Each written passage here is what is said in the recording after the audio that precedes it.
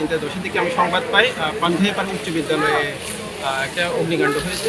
তো আমরা সাথে সাথে দ্রুত আমাদের 5 কল এবং 7 কল আমরা দুইটাই ইউনিট সাথে সাথে আমরা মুভ করে আমরা এপিবি সংলগ্ন যে পান্থেপাড়া উচ্চ বিদ্যালয় আছে এখানে আমরা আসি পর্যবেক্ষণ করে দেখি এই স্কুলের যে পরিত্যক্ত যে ক্লাসরুমগুলো আছে এগুলোতে অগ্নিকাণ্ড সংঘটিত হয়েছে।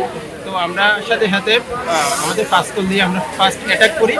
দ্বিতীয়ত পরবর্তীতে আমাদের যে সেকেন্ড কল ইউনিট আছে যেখানে পাম্পবাহী গাড়ি আছে পাম্পের মাধ্যমে আমরা সেকেন্ডলি আরও কিছু পাইপ অ্যাডজাস্ট করে আমরা অ্যাটাক করি। আশা করি 3:41 দিকে আগুনটা নিয়ন্ত্রণে আসি। এখন আমরা ড্যাম্পিংয়ের কাজ করছি।